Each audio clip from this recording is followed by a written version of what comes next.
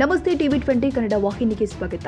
ಮೂಡ ಪ್ರಕರಣಕ್ಕೆ ಸಂಬಂಧಪಟ್ಟಂತೆ ದೂರುದಾರ ಸ್ನೇಹಮಯಿ ಕೃಷ್ಣ ಸಲ್ಲಿಸಿದ ಅರ್ಜಿಯನ್ನ ಧಾರವಾಡ ಹೈಕೋರ್ಟ್ ಪೀಠ ವಜಾ ಮಾಡಿದೆ. ಇದೇ ವಿಚಾರವಾಗಿ ಸಚಿವ ಎಚ್.ಸಿ. ಮಹದೇವಪ್ಪ ಪ್ರತಿಕ್ರಿಯೆ ಕೊಟ್ಟಿದ್ದಾರೆ. ಸಿಎಂ ಮತ್ತು ನಾವು ಕಾನೂನನ್ನ ಗೌರವಿಸ್ತೀವಿ, ಆದರೆ ಈ ಕೇಸ್ನಲ್ಲಿ ರಾಜಕೀಯ ಮಾಡುವುದನ್ನೇ ಗುರಿ ಇತ್ತು.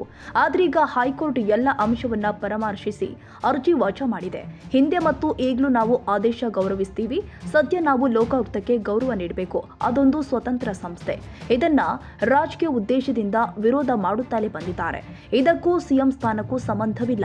ಇದು ವಿರೋಧ ಪಕ್ಷಗಳು ಸಿಎಂ ಅವರನ್ನ ಜಾರಿತ್ರ್ಯಗೊಳಿಸುವ ಷಡ್ಯಂತ್ರ ಅಷ್ಟೇ ಎಂದಿದ್ದಾರೆ. ಸಿದ್ದರಾಮಯ್ಯ ಮುಖ್ಯಮಂತ್ರಿ ಸ್ಥಾನಕ್ಕೂ ಯಾವುದೂ ಸಂಬಂಧ ಅಲ್ಲ ಸರ್. ಮೂಡ ಕೇಸಲ್ಲಿ ತಾನೇ ಸರ್ ವಿಪಕ್ಷಗಳು ರಾಜೀನಾಮೆ ಒತ್ತಾಯ ಮಾಡಿ ಹೋರಾಟ ನಿಲುವುಗಳೆಲ್ಲ ರಾಜಕೀಯ ಪ್ರೇರಿತವಾದಂಥ ವಿರೋಧ ಪಕ್ಷಗಳ ಚಾರಿತ್ರ್ಯ ಹರಣ ಮಾಡುವ, ವ್ಯಕ್ತಿಗತವಾಗಿ ಮುಖ್ಯಮಂತ್ರಿ ಮುಖಕ್ಕೆ ಮಸಿ ಮಾಡತಕ್ಕಂಥ ಪ್ರಯತ್ನಕ್ಕೆ ಮುಖ್ಯಮಂತ್ರಿ ಗಾದಿಗಲ್ಲ. ತೀರ್ಪಿನ ವಿರುದ್ಧ ಸುಪ್ರೀಂ ಕೋರ್ಟ್ಗೆ ಹೋಗ್ತೀನಿ ಅಂತೇಳಿ ಅವ್ರು ಹೇಳ್ತಿದ್ದಾರೆ. Anybody is free to approach court in the country. ಅಂದರೆ ರಿಲೀಫ್ ಅಂತ ಹೇಳಿಕ್ಕೆ ಆಗುತ್ತೆ ಸರ್ ಸಿದ್ದರಾಮಯ್ಯ ಅವರು ಈಗ ಇವೆಲ್ಲ ಸುಪ್ರೀಂ ಕೋರ್ಟಲ್ಲಿ ಹೈಕೋರ್ಟ್. ಕನ್ನಡಿಗರ ಮೆಚ್ಚಿನ ನಿಮ್ಮ ಟಿವಿ 20 ಕನ್ನಡ ವಾಹಿನಿ ಇದೀಗ ಟಿವಿಯಲ್ಲಿ ಲಭ್ಯ.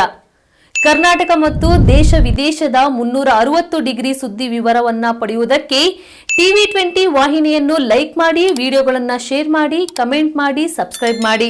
HCN ಕೇಬಲ್ 842 ನಂಬರ್ನಲ್ಲಿ ಹುಕ್ಕೇರಿ ತಾಲೂಕು ಹಾಗೂ ಸಂಕೇಶ್ವರದ ಸುತ್ತಮುತ್ತಲಿನ ಹಳ್ಳಿಗಳಲ್ಲಿ ಲಭ್ಯ.